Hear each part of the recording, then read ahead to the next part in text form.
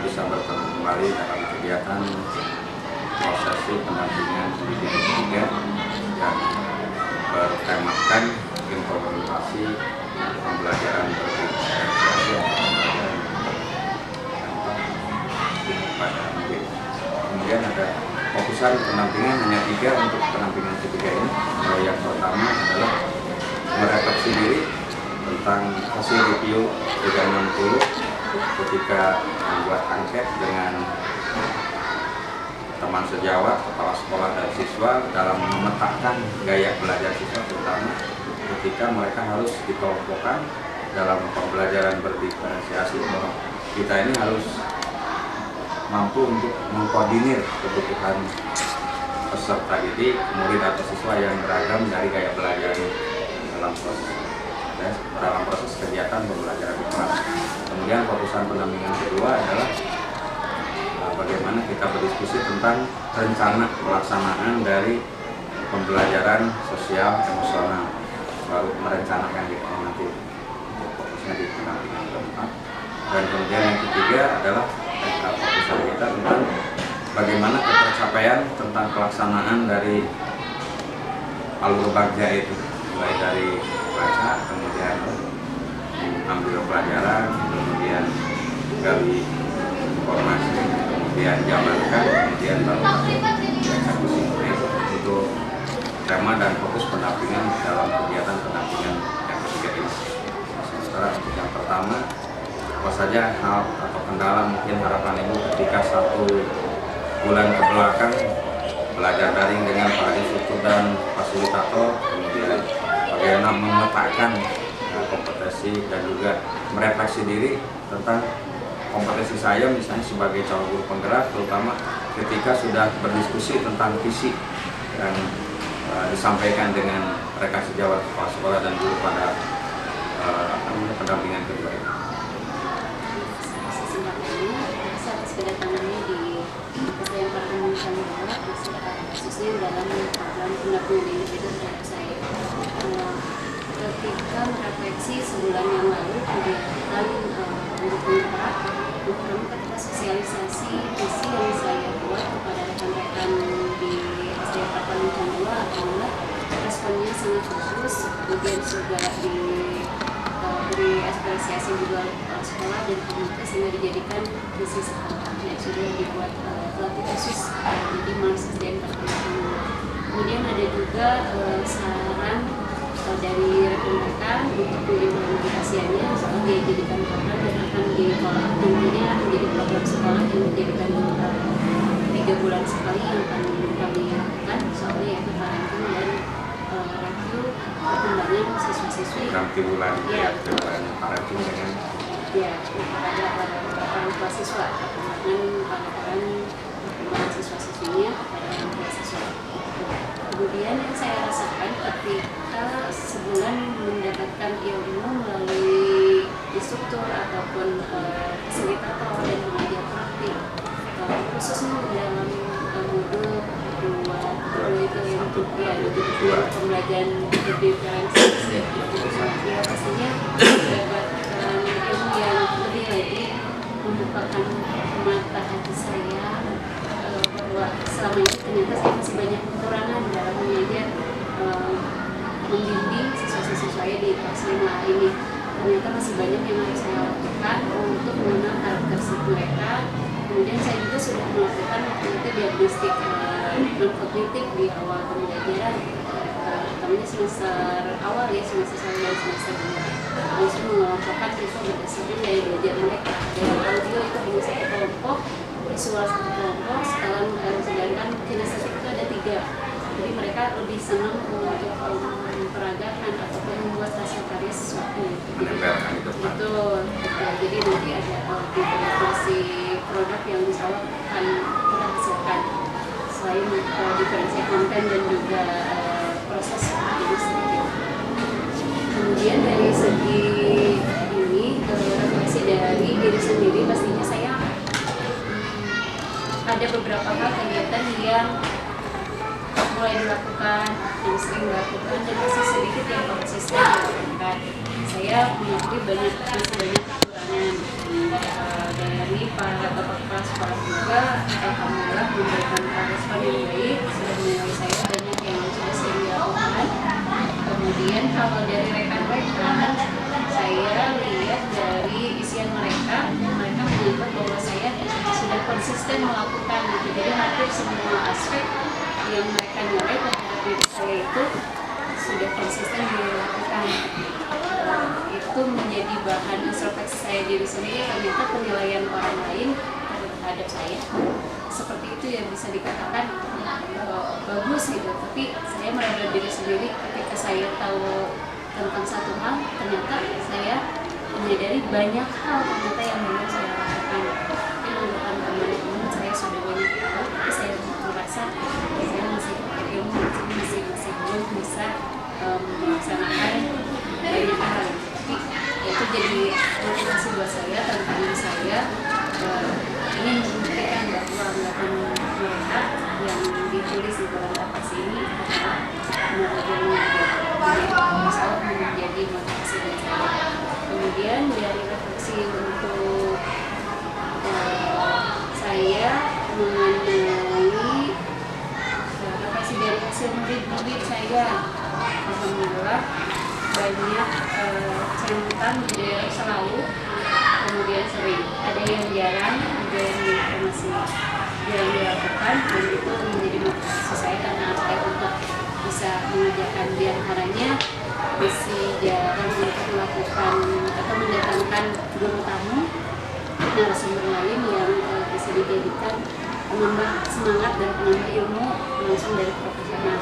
Memang masih jarang dilakukan. Itu tuh pernah mendongeng, jadi para pendongeng didatangkan ke sekolah ini, alhamdulillah mereka antusias, dan nanti rencana ada narasumber lain yang misalkan saya datangkan. Dulu masih jarang karena itu masih harus berprosesnya lama ya dibandingkan saya sendiri sebagai pembimbing mereka di kelas. Ketika melibatkan orang lain pastinya harus membuat jadwal khusus yang disesuaikan dengan jadwal narasumber sebagai guru tamu tersebut.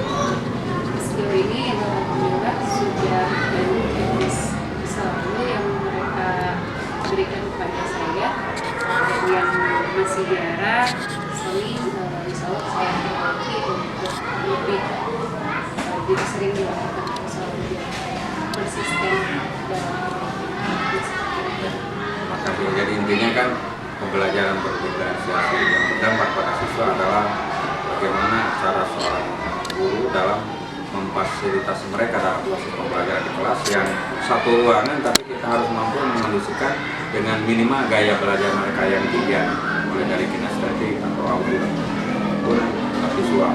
Nah selanjutnya kan inti dari pembelajaran berdiferensiasi ini kan namanya itu KPP gitu ya, konten tadi ya. Konten ini kan dilihat dari kesiapan belajar siswa, kemudian profil siswa juga, apakah mereka lingkungannya bagaimana, kemudian kita buat angket, kemudian langsung melihat keadaan mereka sehari-hari di rumah, misalkan kesiapan belajar mereka ketika mereka harus misalnya melakukan hal yang tidak sesuai dengan apa yang diharapkan, harus belanja ke pasar, pulang itu terlalu pagi-pagi, akhirnya di sekolahnya ngantuk. Nah bagaimana kita mengondisikan agar mereka ini ya yang belum siap kita berikan keleluasan untuk mereka dari kesiapan belajar, termasuk juga dari minat dan bakat mereka ya, supaya minat dan bakat mereka itu potensi yang mereka miliki itu secara ya secara 100% mereka terkembangkan gitu dengan fasilitas yang ada.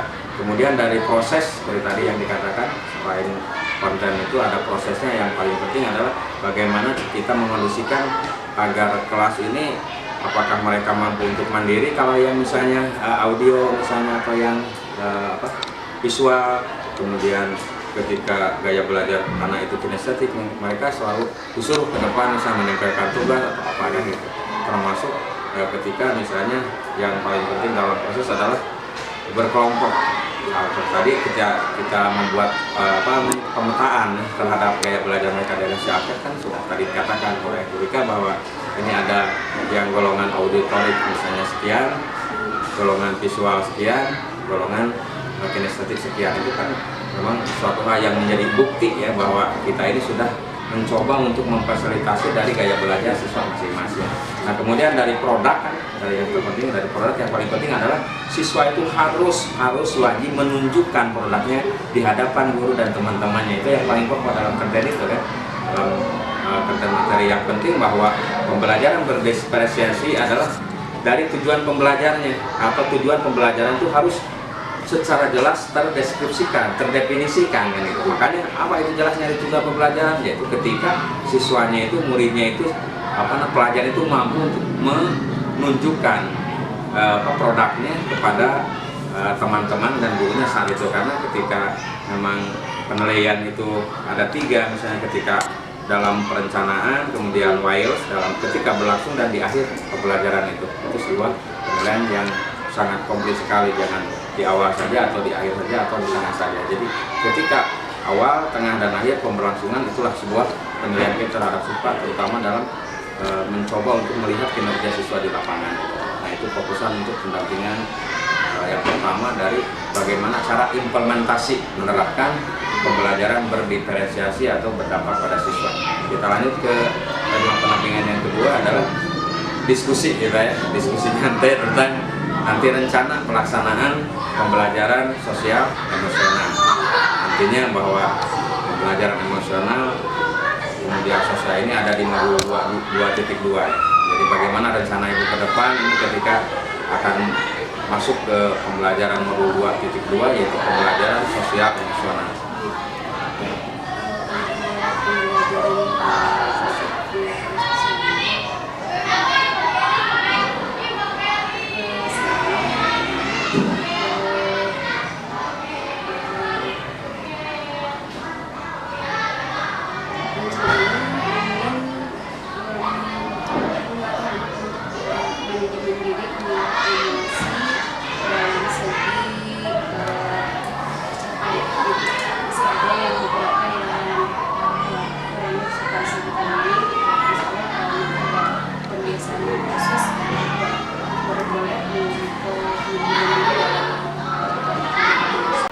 Ya, kontennya kan tentang bersinar itu kan sudah jelas narasinya, deskripsinya, kemudian prosesnya begitu luar biasa kan? Bagaimana mengkondisikan ini agar keselarasan visi yang ibu buat dengan sekolah yang masih ada sehingga istilah tidak dianggap radikal kan, sudah prosesnya sudah luar biasa. Kemudian untuk produknya kan, produk sudah jelas, inilah visi saya yang juga selaras, yang mungkin sedikit demi sedikit itu yang memang tidak sesuai itu sudah sesuai. Kemudian bagaimana cara membuat produk yang lain, misalnya berupa Mars ya Mars misalnya tentang bersinar itu sudah luar biasa. Kalau kita mengambil diksi pilihan kata dari pembelajaran berdiferensiasi bahwa ada kontennya, ada prosesnya, dan ada produknya. Tadi sudah sampaikan. Kemudian secara tadi dikatakan kecapaian dari alur bagja ya itu bagja itu baca bagja itu baca ya. Alur bagja itu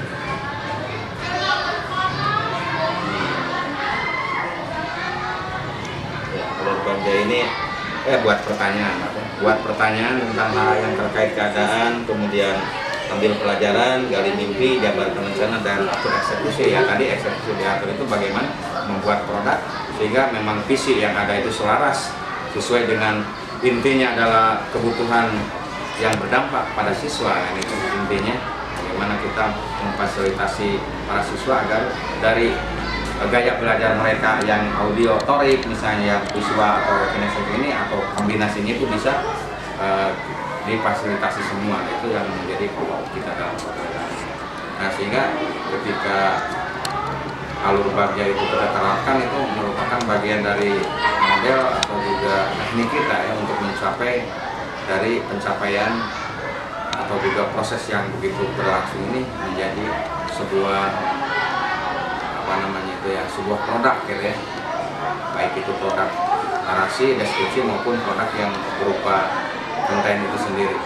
Nah kemudian untuk hal-hal lain rencana ibu ke depan ketika di modul nanti 2.2 misalnya tentang pembelajaran sosial emosional, kira-kira apa harapan ibu, kemudian fokusan ibu untuk pertemuan nanti?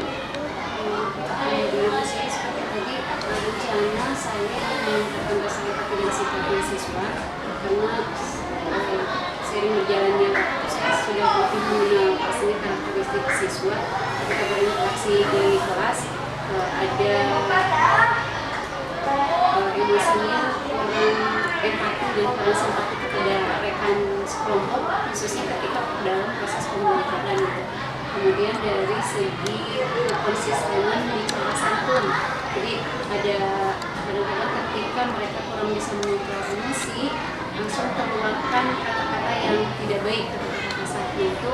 Intinya dua fokus pengendalian emosi yang akan saya lakukan kepada siswa-siswi saya kedepannya agar mereka lebih memiliki manajemen baik dalam penguasaan emosi, tentunya memiliki empati dan simpati yang tinggi terhadap kata-kata situasi. Sehingga akhirnya well-being ya, mereka dan kita sebagai gurunya memiliki kesejahteraan secara psikologis, karena tanaman nyaman dan pembelajaran kelas sehingga mampu gurunya mengoptimalkan kemampuan potensi yang ada, siswa juga mengoptimalkan minat, bakat, dan potensi yang ada. Nah itulah untuk fokusan pendampingan dan tema pendampingan ketiga dari program pendidikan guru penggerak yang bertemakan pembelajaran berlebih berprestasi. Terima kasih, sampai jumpa di pendampingan yang hidup depan. Sampai jumpa. Assalamualaikum warahmatullahi wabarakatuh. Waalaikumsalam warahmatullahi wabarakatuh.